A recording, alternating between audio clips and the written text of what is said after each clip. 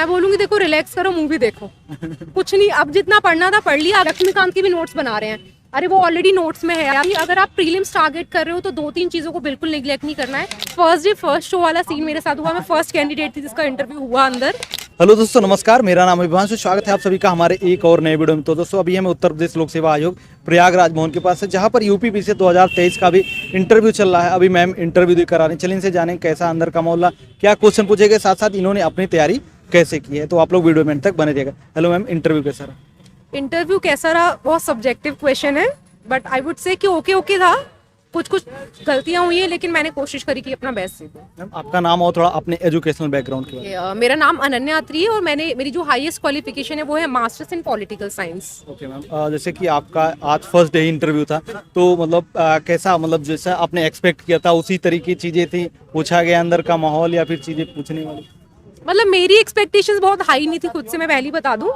First day first show वाला scene मेरे साथ हुआ। मैं फर्स्ट कैंडिडेट थी जिसका इंटरव्यू हुआ अंदर, तो मतलब ठीक था। लास्ट ईयर के कंपैरिजन में मैं कहूँगी, क्योंकि थोड़ा एक्सपीरियंस था तो मुझे हेल्प मिली डेफिनेटली। तो ठीक ही था यार, मैं कैसे बता दूं उसको। यूपीपीसी का आपका ये कौन सा अटेम्प्ट था मैम? ये मेरा 5th अटेम्प्ट है और ये मेरा 2nd इंटरव्यू था। लास्ट ईयर भी मैंने अपीयर किया है इसके लिए। ओके मैम, क्वेश्चंस वगैरह आप थोड़ा बताएं कि क्या चीजें पूछी गई वहाँ पे? तो मुझसे सिचुएशन बेस्ड क्वेश्चन पूछे गए कि एज अ डीएम आप कैसे अपनी फैमिली लाइफ और अपनी जॉब को कैसे मैनेज करोगे। प्लस मेरे से स्पोर्ट्स बेस्ड क्वेश्चन पूछे, because I am a national level handball player. और मुझसे हिट एंड रन केस जो अभी इशू चल रहा है उसके बारे में मेरा ओपिनियन पूछा कि आपको क्या लगता है कि ये सही है या गलत है। और उसके बाद मेरे से पूछा था कि अर्थक्वेक जो आया है जापान में उसका क्या लिंक है सुनामी के साथ। और वन नेशन वन इलेक्शन को भी उन्होंने पूछा था। बाकी आपका जैसे बोर्ड मेंबर में, मतलब किन के बोर्ड में आपका इंटरव्यू चल रहा था, बाकी कितने मेंबर्स थे आपके? ओके, सविता मैम का मेरा बोर्ड था और टोटल 4 मेंबर्स थे जिनको चेयर कर रही थी सविता मैम। और बाकी आपका वहाँ का कुछ अनुभव आप बताना चाहेंगी? जैसे बहुत सारे कैंडिडेट्स जिनका आगे आने वाले समय में इंटरव्यू होने वाला है, तो उनके लिए कोई सजेशन? मैं बोलूंगी देखो रिलैक्स करो, मूवी देखो। कुछ नहीं, अब जितना पढ़ना था पढ़ लिया। अगर आप न्यूज़पेपर रेगुलर फॉलो कर रहे हो तो डेफिनेटली जो करंट अफेयर्स है वो आपकी नॉलेज में है। बस ये है कि किसी भी सिचुएशन के लिए रेडी रहना। हो सकता है कि आप गलत बोल दो तो कॉन्फिडेंटली उस पर टिके रहना, एज इन की बैलेंस करना है चीजों को।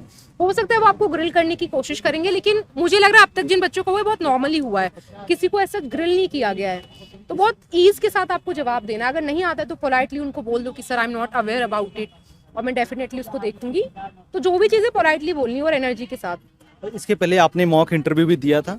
हाँ, मैंने एक मॉक इंटरव्यू दिया दृष्टि में। तो दोनों में आपको क्या डिफरेंस, क्या सिमिलरिटीज आपको लगी थी? देखो डिफरेंस तो डेफिनेटली हुआ, ये ओरिजिनल और वो मॉक है। तो डिफरेंस था, बट ये था कि मॉक से बस ये बेनिफिट होता है कि आपकी जो अपीयरेंस है, आप ठीक से बोल पा रहे हो, अपना मैसेज कन्वे कर पा रहे हो, नहीं कर पा रहे हो, इस चीज़ की प्रैक्टिस हो जाती है। तो मुझे जो फीडबैक दृष्टि वालों ने दिया था उसके बेसिस पे ऑलमोस्ट मेरा सेम ही था, मतलब उसमें कोई इशू नहीं है। तो बाकी मुझे लग रहा है नॉर्मली है यार। बात करेंगे फिल्म्स के एग्जाम की, क्योंकि 2 महीने बाद फिल्म्स का एग्जाम आने वाला है, तो उसके लिए आपका कोई सजेशन या फिर क्या स्ट्रेटजी अभी के टाइम पर उसके लिए बनानी चाहिए? अगेन मैं यही चीज बोलूंगी, अगर आप प्रीलिम्स टारगेट कर रहे हो तो 2-3 चीजों को बिल्कुल निगलेक्ट नहीं करना है। First is current affairs, 35 to 40 questions रहते हैं, और मैं बार बार यही चीज बोल रही हूँ, बच्चे इस चीज को निगलेक्ट करते हैं। सेकंड है मैपिंग वाला क्वेश्चन, चाहे वो वर्ल्ड मैपिंग हो चाहे वो इंडियन मैपिंग हो। वहां से आपको हर साल यूपीपीसीएस में 2018 के लगातार क्वेश्चन दिख रहे हैं।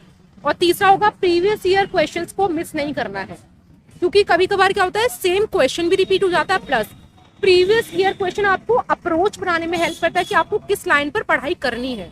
तो अंदर की तरह नहीं पढ़ना है, स्मार्ट स्टडी करनी है। बाकी जैसे कि आपने बताया करंट अफेयर के लिए, मतलब क्या चीजें फॉलो करना चाहिए? मंथली मैगजीन या फिर ईयरली या फिर कोई यूट्यूब पर ऐसा मतलब video? Okay, I would say जो आपको कंफर्टेबल लगता है। जैसे मैं पर्सनली एक न्यूज़पेपर जो रेगुलर रखती हूँ, प्लस मंथली मैगजीन फॉलो करती हूँ। अगर आप ऑनलाइन पढ़ रहे कोई चैनल रेफर करते हैं तो आप डेफिनेटली उसको भी कंटिन्यू कर सकते हैं, लेकिन लिमिटेड सोर्सेज रखिए। रिवीजन ज्यादा इंपॉर्टेंट है, रादर आप 100 सोर्सेज से पढ़ रहे हैं। करंट अफेयर के लिए मैगजीन आप कौन सी फॉलो करती थी? ओके, तो मैं तो पर्सनली बायजूस की एक मंथली मैगजीन आती है जो बैंकिंग के लिए होती है, मैं उसको रेफर करती हूँ, और वहां से मुझे 2019 से लगातार हेल्प मिल रही है। अभी के टाइम पे जैसे 2 महीने एग्जाम है, तो हमें कुछ शॉर्ट नोट्स वगैरह प्रिपेयर कर लेना चाहिए या फिर मतलब अभी डिले हो गया उसके लिए? मतलब मुझे शॉर्ट नोट की मतलब मुझे कॉन्सेप्ट पर्सनली समझ नहीं आता, क्योंकि मैं नहीं बनाती हूँ कभी शॉर्ट नोट्स। लोग लक्ष्मीकांत के भी नोट्स बना रहे हैं, अरे वो ऑलरेडी नोट्स में है यार, उसको क्यों बना रहे हो? अब लोग मंथली मैगजीन आती है उसके भी नोट्स बना रहे हैं, क्यों? कंप्लीट टाइम वेस्ट है। आपको पता है कि आपको क्या पढ़ना है प्रीवियस ईयर के बेसिस पे, तो उसी तरीके से टारगेट बना के पढ़िए कि अगर मुझे 5 दिन में लक्ष्मीकांत खत्म करनी है तो करनी है एनी हाउ। वो मेरा लुकआउट है कि कैसे करूंगी। तो टारगेट्स बनाइए कि इतने दिन में ये सब्जेक्ट करना है, और करंट अफेयर को रेगुलर रखिए अपनी पढ़ाई में, क्योंकि वहीं से आपकी मेरिट डिसाइड होगी अल्टीमेटली। बाकी जो नया पेपर ऐड हुआ था GS 5-6 का, यूपी स्पेशल का, तो उसके लिए आपने क्या सोर्स रखा था, क्योंकि नया था, चीज़ें मार्केट में भी सारी चीज़ें नहीं थी। तो 5 और 6 के लिए मैंने पर्सनली जो सिलेबस है उसको ही रेफर किया है, कुछ नया नहीं था एज सच।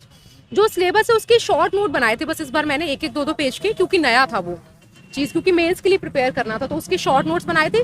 वेबसाइट को आप रेफर कर सकते हैं, गवर्नमेंट की जो स्कीम्स हैं, जो पॉलिसीज़ हैं, उस पर स्पेशल फोकस रखिए, क्योंकि इस बार सारे क्वेश्चन पॉलिसीज़ पर ही थे। तो उसी बेसिस पे अपनी आप पढ़ाई कंटिन्यू कर सकते हैं। चाहे प्रीलिम्स की बात करें या फिर मेंस के लिए, तो हमें टेस्ट सीरीज वगैरह मतलब कहीं ज्वाइन करना चाहिए। मतलब it's all up to you, मैं बोलूँगी अपनी पर्सनल चॉइस है। जैसे मैं प्री के लिए कभी कुछ रेफर नहीं करती, कोई मॉक वगैरह मैं नहीं देती हूँ, लेकिन अगर आप लोग ऐसी गलतियाँ कर रहे हैं जिससे आपके नंबर कम हो जा रहे हैं, जैसे बबलिंग गलत कर देना या आते हुए क्वेश्चन गलत करना, तो आप डेफिनेटली 2-4 मॉक लगा के देख सकते हैं, तो वो चीज़ें कम हो जाएंगी इससे। और मेंस के लिए मैंने टेस्ट सीरीज लगाई थी, क्योंकि थोड़ा सा आइडिया होना जरूरी है आपको रिटर्न में कैसे करना है। तो मैंने दृष्टि का जो यूपीपीसीएस की टेस्ट सीरीज है वो मैंने करी थी। बाकी कुछ सजेशन जो छात्र तैयारी कर रहे हैं, कुछ मोटिवेशन के लिए।